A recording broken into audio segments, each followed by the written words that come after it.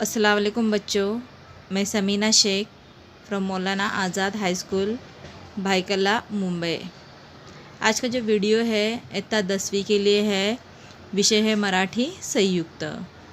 सवाल नंबर 4 पूछा जाता है उपयोजित लेखन, जिसमें सवाल रहता है गद्य आकलन।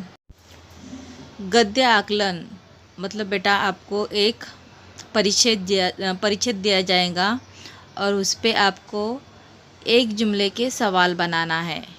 एक जुमले के सवाल, सिर्फ सवाल बनाना है बेटा।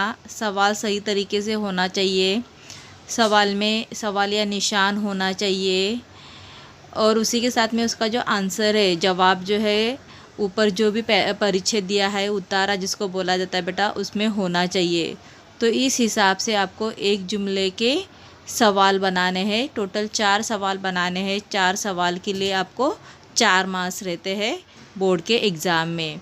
तो बेटा अगर ये प्रैक्टिस करेंगे तो आसानी से इसमें 4 में से 4 मार्क्स मिल जाते हैं बच्चों को। तो सवाल का तरीका सही होना चाहिए। तो आज हम लोग उसी के बारे में, गद्य आकलन के बारे में कुछ सवाल जो है वो हल करेंगे। यहाँ पे एक सवाल दिया गया है बेटा, गद्य आकलन का सवाल देखो क्या है, पढ़ो पहले। खालील उतारा वाचा व त्याच्या आशयावर 5 प्रश्न तैयार करा। उतारा मतलब ये परिच्छेद, इसको उतारा बोला जाता है। पैराग्राफ जो रहता है ना, उसको उतारा बोला जाता है। तो इसको पढ़ना है और इस पे डिपेंड आपको 4 सवाल बनाना है। एक्चुअली यहाँ पे 5 प्रश्न दिया गया है, लेकिन 4 सवाल बनाना है। हर एक सवाल जो है वो 4 मार्क्स के लिए। जैसे फॉर एग्जाम्पल देखो यहाँ पे, निसर्ग महान जादूगर आहे, ऐसे वाक्य दिया हुआ है और इस वाक्य पे आपको एक सवाल बनाना है। जैसे महान जादूगर कौन आहे, तो जिसमें जवाब अपने को निसर्ग मिला। तो इस तरह से बेटा सवाल होना चाहिए। नीचे मैंने कुछ सवाल बनाए हो, हम लोग देखेंगे। देखो पहला ही सवाल है महान जादूगर कौन आहे, तो ऐसे सवाल होना चाहिए। लास्ट में सवालिया निशान होना चाहिए। दूसरा देखो, निसर्ग कसा आहे। अभी अगर इसका जवाब हम लोग ढूंढने की कोशिश करेंगे तो यहाँ पे इस पैराग्राफ में देखो, यहाँ पे बताया गया है लास्ट में, निसर्ग हा प्रसन्न रमणीय सौंदर्यशील आहे। तो इस पे हम लोग ने डिपेंड सवाल बनाए, निसर्ग कसा आहे। तो निसर्ग का जवाब कैसे मिला, प्रसन्न रमणीय और सौंदर्यशील। आपको जवाब नहीं लिखना है सिर्फ, लेकिन मैं आपको बता रही हूँ कि कौन सी जुमले पे हमने सवाल बनाए हैं। नेक्स्ट देखो, दुथडी भरून वाहणारी नदी, उडी घेणारे जलप्रपात, वाहता झरा, हे सारे आपल्याला कोणता संदेश देतात।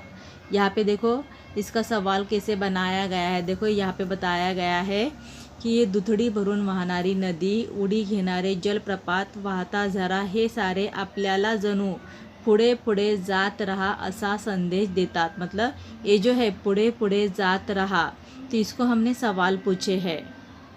तो इसके लिए सवाल हमने बनाया, दुथडी भरून वाहणारी नदी, उडी घेणारे जलप्रपात, वाहता झरा, हे आपल्याला काय संदेश देतात। तो काय का आंसर पुढे पुढे जात रहा। तो इस तरह से बेटा आप सवाल बनाएंगे।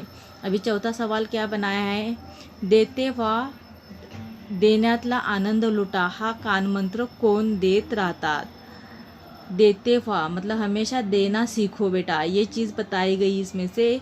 तो ये सीख किसने दी है, तो यहाँ पे बताया गया। देखो मतलब जो सुगंधी फूल रहता है, फिर हवा रहती है, फिर बताया गया है कि रसीले फल रहते हैं, फल देने वाले वृक्ष रहते हैं, मतलब पेड़ रहते हैं, या बरसने वाले बारिश रहते हैं, या मेघ रहते हैं। तो ये अपने को हमेशा देते रहते हैं। तो ये उसका आंसर है।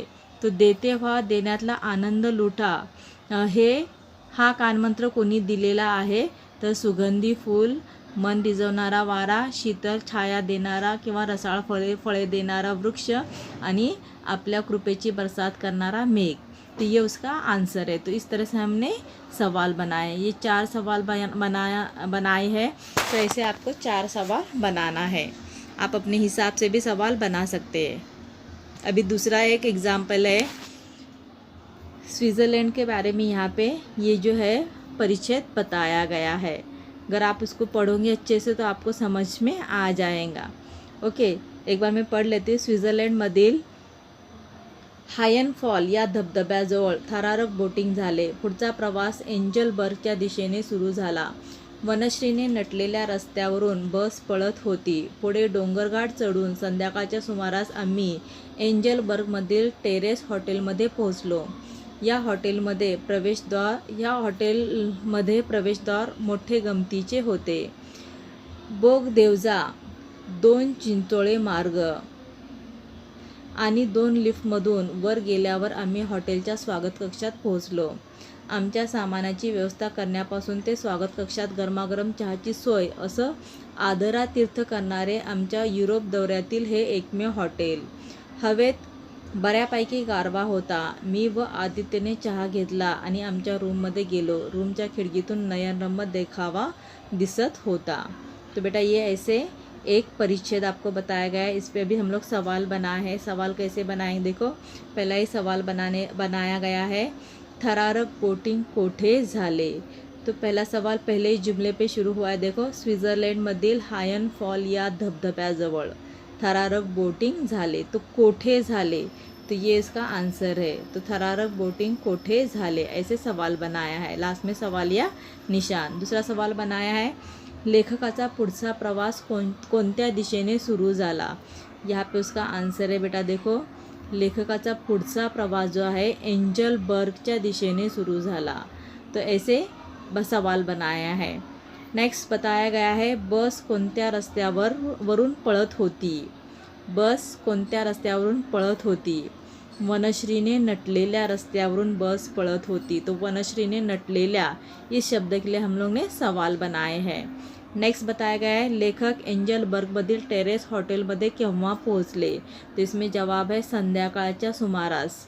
देखो यहाँ पे बताया संध्याकाळच्या सुमारास, मतलब लेखक एंजलबर्गमधील टेरेस हॉटेलमध्ये केव्हा पोहोचले, तो शाम के समय. तो इससे सवाल बनाया गया है बेटा. फिर नेक्स्ट बताया गया है, रूमच्या खिडकीतून काय दिसत होते. इसमें सवाल देखो है जवाब, रूमच्या खिडकीतून काय दिसत होते. रूमच्या खिडकीतून नयनरम्य देखावा दिसत होता. लास्ट का जुमला है बेटा, रूमच्या खिडकीतून नयनरम्य देखावा दिसत होता. अभी नेक्स्ट और एक सवाल बनाया है, हवेत बऱ्यापैकी काय होते. तो हवेत बऱ्यापैकी गारवा होता. इस तरह से सवाल बनाएंगे बेटा. आपको उसको पैराग्राफ को पढ़ना है, समझना है, फिर एक जुमले के 4 सवाल बनाना है.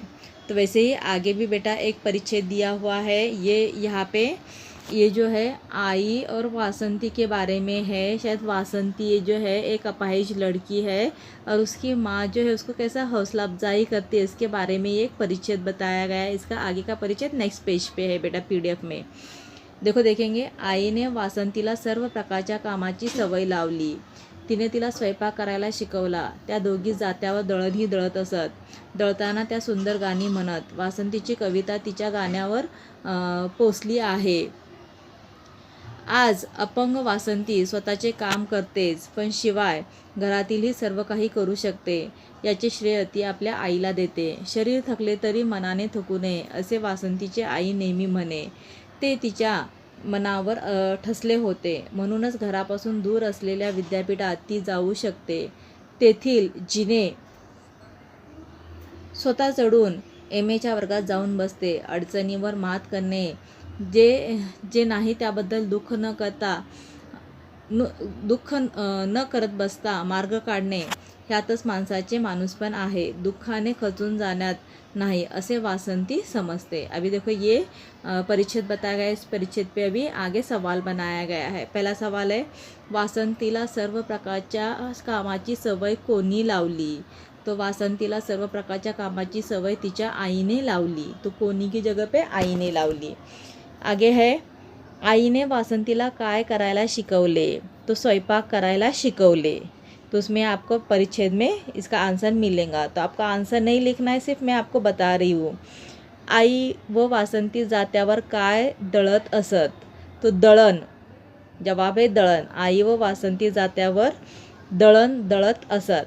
वासंतीची आई नेहमी काय बोलते. अभी इसका जवाब यहाँ पे है बेटा, वासंती की माँ हमेशा क्या बोलती है. देखो, शरीर थकले तरी मनाने थकू नये. तो ये जुमला जो है हमेशा उसकी अम्मी इस्तेमाल करती है. शरीर थकले तरी मनाने थकू नये. नेक्स्ट बताया गया है माणसाचे माणूसपण कशात आहे. इसका जवाब है देखो माणसाचे माणूसपण कशात आहे. यहाँ पे आगे होगा देखो यहाँ पे लास्ट में जुमले बताया है अडचणीवर मात करणे जे नाही त्याबद्दल दुःख न करत बसता मार्ग काढणे ह्यातच माणसाचे माणूसपण आहे. मतलब जे नाही त्याच्यावर दुःख न करता मार्ग काढणे तो ये उसका जवाब है. तो आपने उसके हिसाब से सवाल बनाया गया है. और लास्ट का सवाल बनाया गया है वासंती जिने चढून कोठे जाऊन बसत. तो एमएच्या वर्गात इसमें ये आंसर है बेटा यही पेज पे जिने चढून ती स्वतः एमएच्या वर्गात जाऊन बसत. तो इस तरह से बेटा ये सवाल बनाए 6 सवाल इसमें बनाए गए हैं. आप भी अपने हिसाब से सवाल बनाने की कोशिश करो. अभी नेक्स्ट चौथा है सवाल ये अमेरिका के बारे में है. अमेरिकेतल्या धावपळी मागे हे सूत्र आहे. कमीत कमी वेळात जास्तीत जास्त उत्पादन करायचे आणि विश्रांतीच्या वेळात त्या उत्पादनाचे जास्त सुख घ्यायचे. सामान्य अमेरिकन माणूस मधल्या सुट्टीतला वेळ सोडून दर दिवशी 8 तास काम करतो आणि शनिवार व रविवार ह्या 2 दिवशी संपूर्ण सुट्टी उपभोगतो. त्याला पगारही दर शुक्रवारी मिळत असल्याने शनिवार व रविवार ह्या 2 दिवशी त्याची चैन असते. पण कामाचा 8 तास तो जे काम करतो ते मात्र राक्षसी असते. ह्या पद्धतीमुळे कारखान्यात उत्पादन सोडास पण शेतावरील उत्पादनसुद्धा प्रमाणाबाहेर वाढले जाते. मतलब अमेरिकन लोगों के बारे में बताया गया है कि वो लोग किस तरह से काम करते हैं. हफ्ते में वो ऐसे बताया गया है कि डेली 8 घंटे काम करते हैं. सैटरडे संडे वो लोग का ऑफ रहता है मतलब छुट्टी रहती है. लेकिन जब भी काम करते हैं ईमानदारी से वो लोग काम करते हैं. और बहुत सारा मतलब जो भी कारखाने में वगैरह काम करते होंगे तो उसमें से बहुत सारा वो जो उत्पादन मतलब जो भी माल तैयार करते हैं वो ज़्यादा पैमाने पे तैयार करते हैं. मतलब बहुत कड़ी मेहनत करते हैं. इस हिसाब से बेटा ये बताया गया है. अभी उस पर सवाल देखो बनाया गया है अमेरिकेतल्या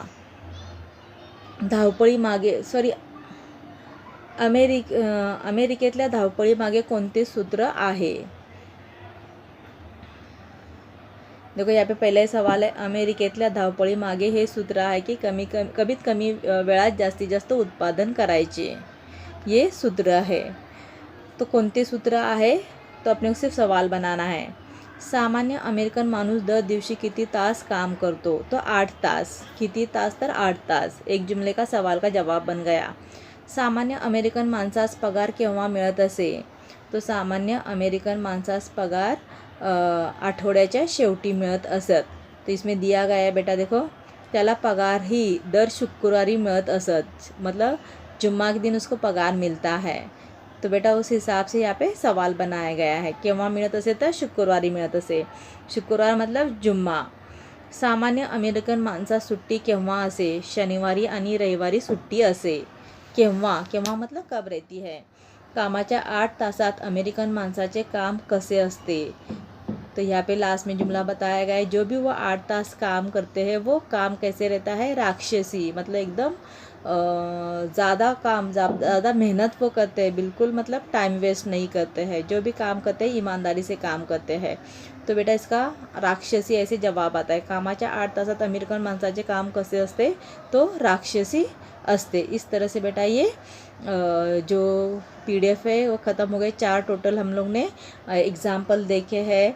अब इसको पढ़ो समझो और समझने की कोशिश करो बेटा. अगर इसकी तैयारी आप अच्छे से करेंगे तो इसमें आपको 4 में से 4 मार्क्स बोर्ड के एग्ज़ाम में मिल सकते हैं. अगर आपको ये वीडियो पसंद आए तो लाइक करो, शेयर करो, अब सब्सक्राइब करो क्योंकि ऐसे छोटे छोटे वीडियो मैं आगे बनाऊंगी और एक तरह से आपका रिवीजन हो रहा है. आपको समझाने की कोशिश की जाएगी. Thank you.